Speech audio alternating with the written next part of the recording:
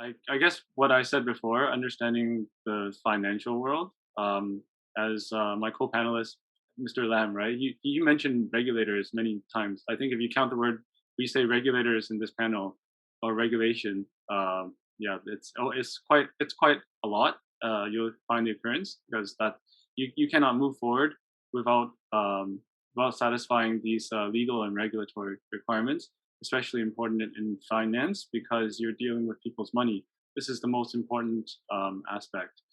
So understanding like why the financial industry works the way it does first before jumping to like assumptions. Like I was at a hackathon earlier where they were doing fintech products. A lot of students jumped into and assumed like maybe the UI or user experience is very important and hitting on the current user experience of um, financial institutions or banks, etc. Like not ideal. Okay, yeah, that's right. But there are certain reasons why um, the the the the resources are deployed that way, or there are certain reasons why certain products are offered and not offered. Certain features would be useful or not.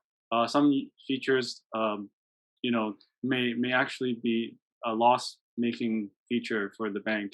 And I think the only way to learn is to really talk to the people themselves, like the institutions, the industry, the regulators, and of course also the end users, and have an idea, empathy, like design thinking, methodology, right? So, like empathize with the stakeholders and see things from their perspective.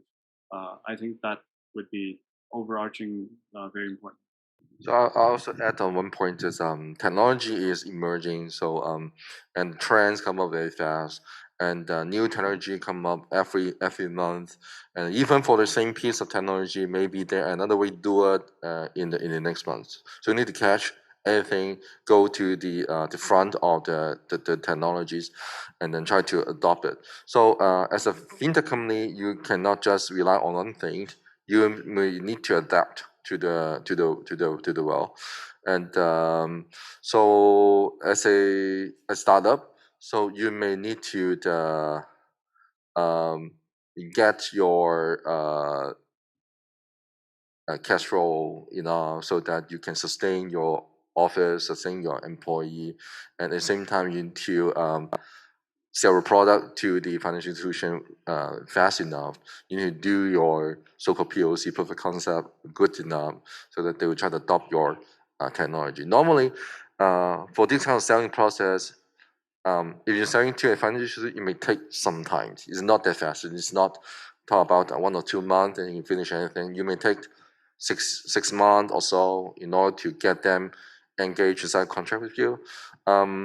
So how you can sustain in that way is challenging. So uh, if students want to have a startup like this, they need to have a well plan to talk to some people have more experience, then they would solve the problem easier.